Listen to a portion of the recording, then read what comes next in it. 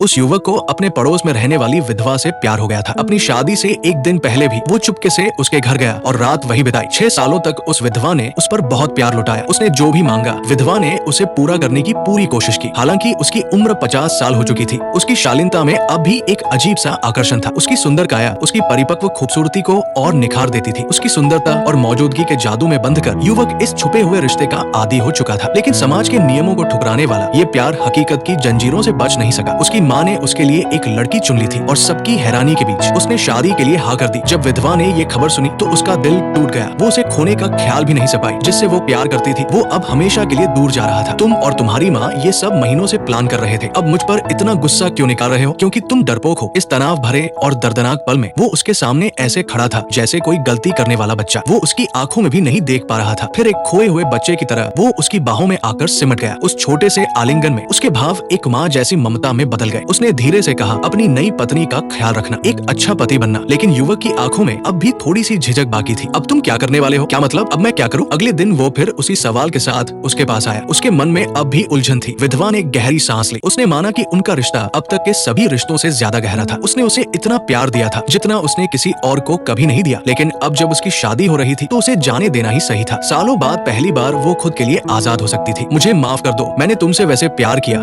जैसे हमें एक ही दिन मरना हो। मैंने तुम्हें अपने दिल में बहुत लंबे समय तक बसा कर रखा। अब तुम्हें जाना होगा। मैं तुमसे प्यार करती हूँ। और फिर वो युवक विधवा के घर से चला गया। उसके चारों ओर की दुनिया एक अजीब सी खामोशी से भर गई थी। वो खिड़की के पास खड़ी थी। उसकी नजरें उसके जाते हुए चेहरे पर टिकी थी। लेकिन तभी अचानक वो रुक गया। अब वो झिझक नहीं रहा था। वो लौट कर आएगा। एक पल को लगा वो लौटेगा, लेकिन उसने सिर्फ अपनी टोपी ठीक की और दृढ़ता से आगे बढ़ गया। उसी क्षण वो समझ गई उसका प्यार कभी वापस नहीं आएगा।